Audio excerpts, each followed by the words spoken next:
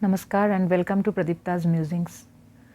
Today I will read out 3 parables narrated by Sri Ramakrishna Paramhansa himself to the devotees who assembled at Dakshineshwar Kali temple premises in his room to listen to his discourses and holy teachings.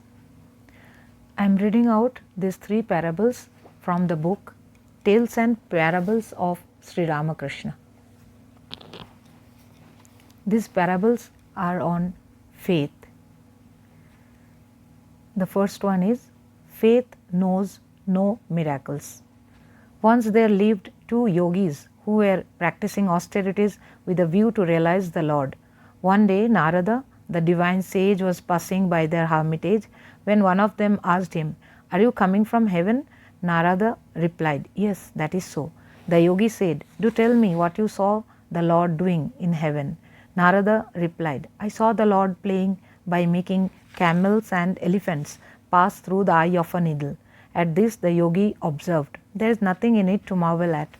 Nothing is impossible with God." But the other man exclaimed, "Oh, nonsense, that is impossible. It only shows that you have never been to the Lord's abode." The first man was Bhakta and had the faith of a child. Nothing is impossible to the Lord, nor can anyone know his nature fully. Everything can be predicted of him. The second parable narrated by Sri Ramakrishna, which I am reading now, is titled as But Faith Works Miracles. Once the son of a certain man lay at the point of death, and it seemed that none could save his life. A sadhu, however, said to the father of the dying son, "There is but one hope. If you can get in a human skull the venom of a cobra mixed with a few drops of rainwater under the constellation of the Swati star, your son's life can be saved."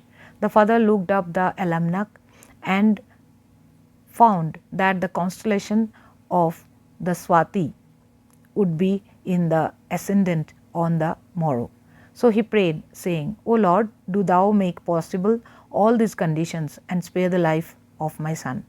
With extreme earnestness and longing in his heart, he set out on the following evening and diligently searched in a deserted spot for a human skull. At last he found one under a tree, held it in the hand and waited for the rain, praying. Suddenly a shower came and a few drops of rain were deposited in the upturned skull.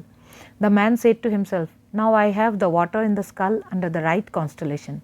Then he prayed earnestly, "Grant, O Lord, that the rest may also be obtained." In a short time he discovered, not far from there, a toad and a cobra springing to catch it. In a moment the toad jumped over the skull, followed by the cobra, whose venom fell into the skull.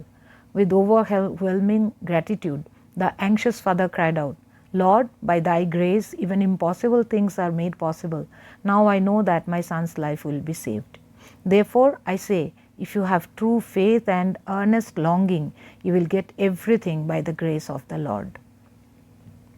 The third parable is titled as Faith is the Mother of Miracles.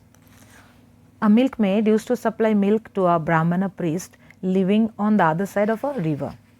Owing to the irregularities of the boat service, she could not supply him milk punctually every day. Once, being rebuked for her going late, the poor woman said, "What can I do? I start early from my house but have to wait for a long time at the river bank for the boatman and the passengers." The priest said, "Woman, they cross the ocean of life by uttering the name of God, and can't you cross this little river?" The simple-hearted woman became very glad at heart on learning this easy means of crossing the river. From the next day, the milk was being supplied early in the morning. One day the priest said to the woman, "How is it that you are no longer late nowadays?" She said, "I crossed the river by uttering the name of the Lord as you told me to do, and don't stand now in need of a boatman."